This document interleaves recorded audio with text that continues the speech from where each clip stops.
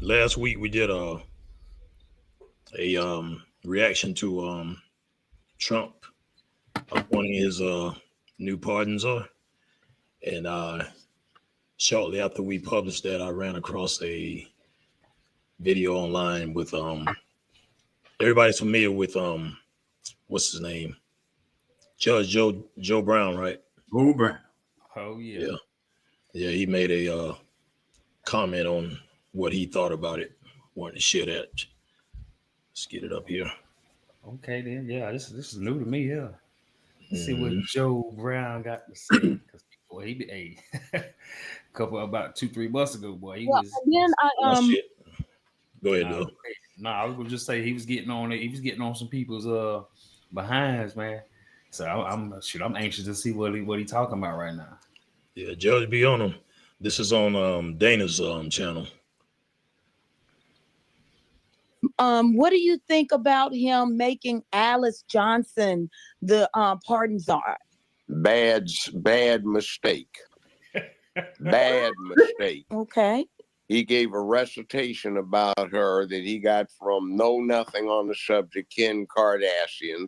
She heard a radio broadcast from somebody that was unalterably opposed to prison sentences for drug dealing. I had at least 6 first-degree murder cases in my courtroom where she took the hits out. She kept her mouth shut, refused to make a statement, and in American law, you cannot convict anybody on the uncorroborated statements as of an accomplice, which is somebody going along with the crime. Allegedly, what was going on is she took the hits out. When she got finally busted, she wasn't a grandmother. She was in her early mid-30s. And it was one of the third or fourth largest busts in DEA history. They got her for $87 million in cash she had in her immediate possession. What? And the street equivalent of 19,000 pounds, that's 9.5 tons of coke. What? And she is responsible for the crackheads and crack babies from Florida all the way up to Chicago in the United States in the late 80s and early 90s. She was working with there was a war going on between the Colombian and the Mexican cartels, and she was with one side and she had opposition with another, and there was some horrible contract murders going on at the time. So I don't agree with it. Okay. Right now, Right. a lot She's of bigger than her Big Meech. lieutenants that worked for her Hold on for a second. are So she was caught with 9 tons. She had 9 tons, or she was just a part of the case. He said she was caught with that on her. She had it in possession. She had 18 wheeler. That's something I say. I don't see. Wait a minute, man. Look here. Did he say $87 million? Right there. And this was in the 80s. 87 million in the 80s. She bigger than Big Meech. That's Big Meech grandma. Nah. Now you going a little too far with that one. Nah. She up there, but not that far. But boy, if this is true, because he was saying I heard him say allegedly a few times in there.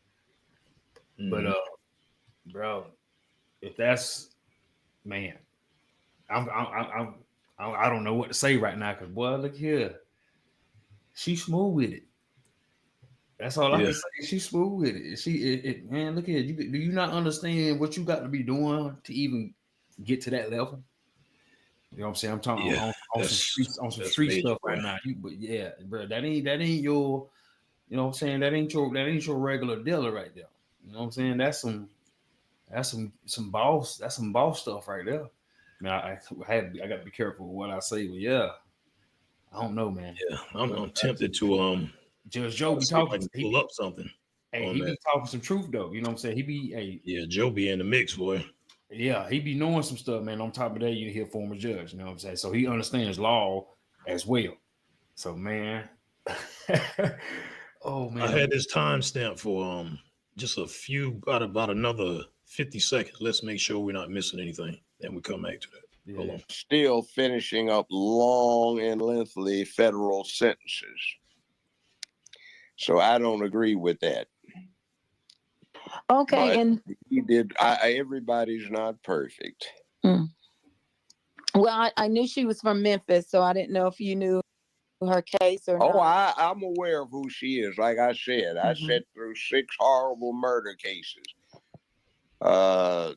First degree murder cases that took place in my courtroom. And she was the person that allegedly took the contracts or the hits out. So, yeah. Okay, then my last question. I know I saw what you made a comment, a post about the advisors, some of the advisors to Trump, and how you. What are your thoughts? What I'm saying about that is. Okay, I And believe she that out was there it. putting And hits. she, yeah. And she out there putting hits. What mafia style? Oh man. Yeah. So she did 21 years and then got out, Trump pardoned her. And Judge O'Brien says that was a big mistake. There's some information That's missing too, though. You know what I'm saying? I don't, yeah. because of course we're not gonna get the whole shebang there in 3 minutes, but there's definitely some information missing. There's something, you know what I'm saying? Judge Joe Brown there, he wasn't a part of her case. Yeah. So I don't know. He might have read the case because the woman says something Let's see if about I can find something. was Go he ahead. familiar with her case. He said he familiar with her. You know, I don't know if y'all caught that. He said he familiar with her. I don't know if he familiar with the case because I'm not. I haven't read not one paragraph of it, so I can't speak on it too much. But man, going off of what he just said, that little bit of information there, it's like, man, you gotta really think like, man, that's your pardons all right there. The ex hitter. Bro, I thought whenever I heard, I thought she had went to jail for just doing some simple stuff. I ain't know how long she had been in jail. But man. Yep. Said 21 years if I'm remembering correctly. I believe that's what it was. She served 21 years. So you know what I'm saying. So what she got pardoned for, maybe she got framed. I don't know. That's just a theory there. Maybe she got framed. And you know what I'm saying? $87 million on you in one time though, man. Come on, God. Okay. Like that's the point of being framed. She maybe got planted on and she didn't know it was there. Now I'm not saying that's the case. That was just one thing, man. There's 1,000 things that could have happened, man. I don't know. That's just one thing that I just threw out there. That is not yeah. Go ahead, though. No, that's it. I'm saying what I said was not a fact. That was just a theory. That was it. Here's something I just found on Wikipedia. Alice Marie Johnson is an American criminal justice reform advocate and former federal prisoner. She was convicted in 1996 for her involvement in a Memphis cocaine trafficking organization and sentenced to life imprisonment. So it sounds like she wasn't really heading it, but she was involved. She had her hands in the mix. She probably was helping, like maybe she got in there on conspiracy. Yeah, but yep, served 21 years. Now she's out here trying to reform those on their way out. People change, though. I can say that. People change, but yeah, I mean that's what I was gonna say too. Yeah, I mean the president's been, involved with stuff that you don't know what the case is. But the major concern should be, is she qualified? You know what I'm saying? Does she have that formal legal training that she needs to be, what I'm saying, in this position? Well, she had that experience. She went and did prison time. She know how it is to go in there and lay it down. She know what it feels like to come out and have to adapt to a whole new world. So I think those are some pretty decent qualifications right there. Man, she done went through pagers, came out. She went in with pagers was still out, bro. She done missed the flip phones and everything. Yeah, she can be that voice that bridge that gap between, regular society and the people coming out that can't speak for themselves. She was locked up when the iPod era, boy. Yeah. Yeah. So Judge Joe Brown, I can't agree with you on that one. I'm rocking with Trump on it. I think it's a good thing. Yeah, we're gonna have to see how it goes, man. I don't know. Like I said, you can't jump the gun too fast. Hearing that information, though, it is kind of like, all right. Just thinking about what she's able to do, though. I mean, that part right there. You know, her charges, convictions were major, but what is she about to do now to, like I said again, to bridge that gap, to bridge that communication between those coming out and the people on this side that probably don't understand it or don't want to give those guys a second chance. Everybody deserves one. Hopefully it's all good because with all the millions, because she surely got to have some more of them. So hopefully she can do that, you know, for others who served their sentences and still are not able to, you know, get certain jobs or whatever they need to, you know what I'm saying, survive once they get out of jail. You know, because, you know, people do 21 years in jail, but they still be pretty much in the same position because they can't go out here and, you know, if they're not, if they didn't get their expungement, you know, a lot of, you know, ex-convicts are not getting any expungements. You know, they did their bid, but they still can't be, you know, succeed out here in the world because that record is still hanging over their head. So I agree but disagree because, man, I mean, expungements are different from pardon now. As long as they acting right, they can do anything damn near.